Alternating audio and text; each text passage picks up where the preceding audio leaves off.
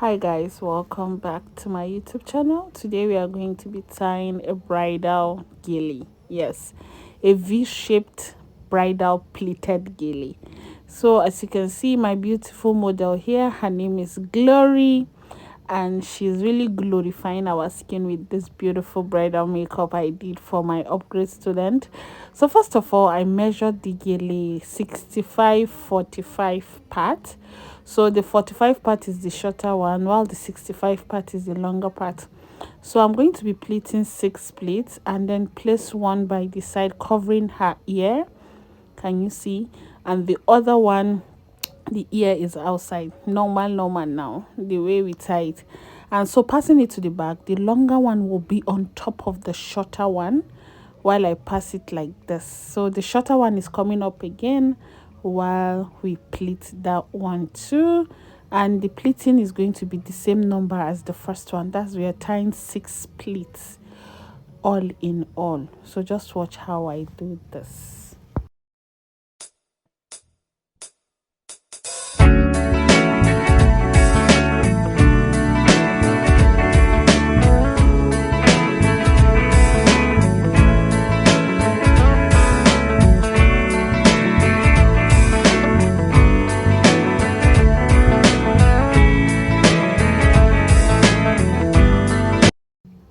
So after we are done pleating, I'll pick the last pleat and then use it to cover up the remnants of the pleat.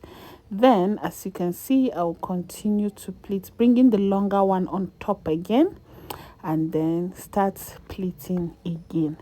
So guys, if you're just watching me here for the very first time, I am Hadid Makeovers. We do makeup, turban, and lifestyle vlogs on this channel. Please do well to subscribe, like, share this video, and also don't forget to comment down below what type of gele would you like to be seen next. Again, if you want anything like that, you can also send me a DM via my Instagram at Hadidi Makeovers. So let's move on to the video again. So as you can see, I just finished pleating the first part.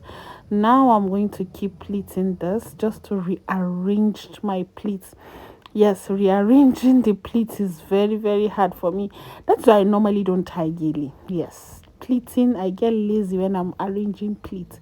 So we are just going to take our time and then arrange these pleats properly. Then I'll be making sure she turns her back like this, and then show you how to pull your gele. This is very important. Once you tie the gele and you feel it's too loose, like your other the other side of your gele is too loose, go to the starting point of your gele and pull it. Yes, you have to pull it so that it will look neat and everything will just look smart on the client's head or on your model's head.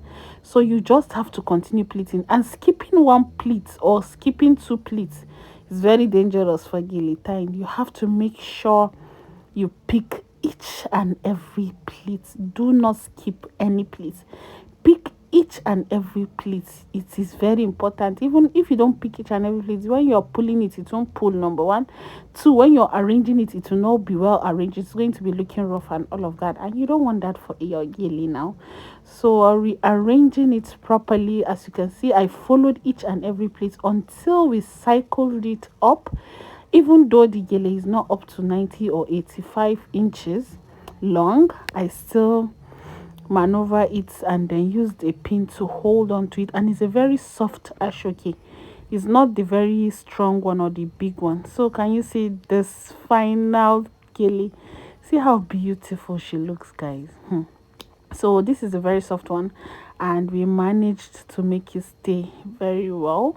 So guys, this is it. This is the final turban, the final gele style. Yeah, you have to pull it back so that it looks very good, and then you rearrange it very well to your own taste. So this is it, guys. I love you guys so much. This is the final turban. I hope you love this, and I'm going to see you on my next one. Bye.